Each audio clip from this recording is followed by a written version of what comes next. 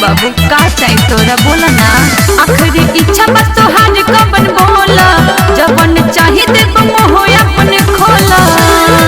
काल ससुरा जाए के बाद सुना 10 गो रुपया दे दो जान, हमारा गुटका खाए के बाद। अरे ना 10 गो रुपया दे दो जान, हमारा गुटका खाए के बाद।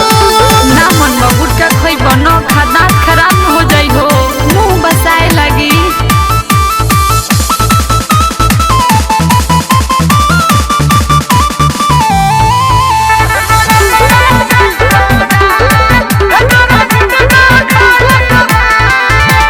कमला पसंद या शुद्ध पलस और पियब सरा ना ना ना ना मरी जाई याद में तोहरा किरण को के खराब हो, बर्बाद हो जा तोरा प्यार में हम बुझले।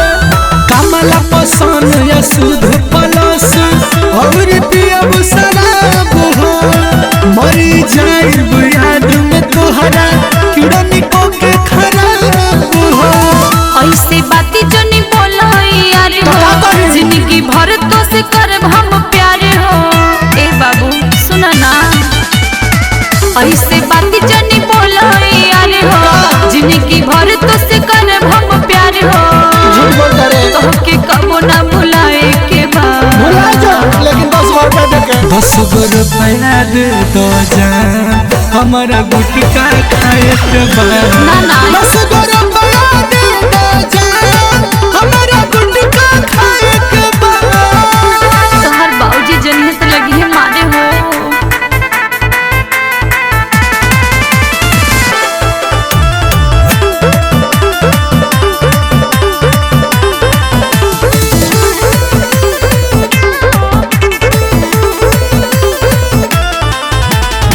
फांसी लगाई जहर खाई तब मौत न आई हो।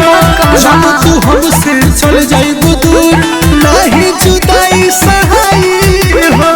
हम कैसे जियब तोहर बिना हो। फांसी लगाई जहर खाई पगला दिल बड़का। तब मौत न आई हो। जब तू हमसे चल जाइबू दूर नहीं जुदाई सहाई हो। कभी नरेश राज दिन दीवाना, जानी जबाना तुम्हारी खूब ताना। हमार बड़का भाई मनीषवा देखी तो का कोई हो। कभी नरेश राज दिन दीवाना, जानी जबाना तुम्हारी खूब ताना। केहू कही कि न लायक बा, मुंह तोरी खापत होई बका। 10 गो रुपया दे दो जान, हमारा गुटका खाए के बाद। 10 गो रुपया दे दो जान, हमारा गुटका खाए के बाद। हमारा दारू पिए के बाद, हमारा गांजा पिए के बाद। ना मन बतलो है 10 रुपया, रजनीगंधा खोया फायदा करी।